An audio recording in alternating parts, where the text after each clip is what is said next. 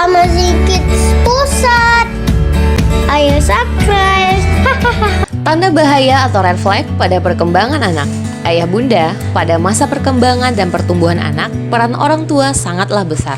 Pahami bahwa perkembangan setiap anak berbeda. Mereka memiliki keunikan tersendiri dan kecepatan pencapaian perkembangan yang berbeda di antara anak seusianya. Dalam menilai perkembangan anak, ayah bunda dapat merujuk pada tahap perkembangan anak atau yang sering kita kenal dengan istilah milestone. Salah satu tahap perkembangan adalah perkembangan bahasa atau kognisi. Untuk itu, orang tua perlu mengenal tanda bahaya atau red flag pada perkembangan anak, di antaranya usia neonatal. Pada usia neonatal, 0-28 hari, bayi tidak berespon pada suara keras.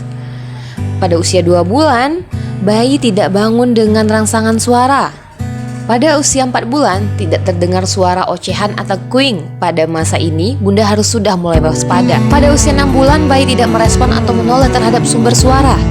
Pada usia bayi 9 bulan, bayi kurang dalam ocehan atau babbling yang disertai konsonan. Pada usia 12 bulan, tidak merespon ketika dipanggil, lebih cuek dan tidak mengerti jika dikatakan tidak. Pada usia 15 bulan, bayi tidak mampu mengucapkan satu kata pun seperti mama, papa, dada. Pada usia bayi sudah menginjak 18 bulan, bayi tidak mampu menggunakan minimal 6 kata. Usia 24 bulan, kurang kosakata, kurang dapat mengucapkan kalimat terdiri dari 2 kata yang memiliki makna, tidak mampu mengikuti instruksi sederhana. Usia 36 bulan tidak dapat mengucapkan kalimat yang terdiri dari 3 kata. Bagaimana jika buah hati masuk dalam fase keterlambatan perkembangan? Ayah bunda bisa segera konsultasikan dengan dokter spesialis tumbuh kembang anak untuk mengetahui terapi yang tepat.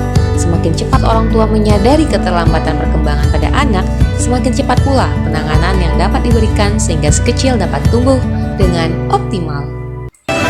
Ayah bunda, apapun keluhan buah hati Anda, percayakan kepada kami di Amazing Kids.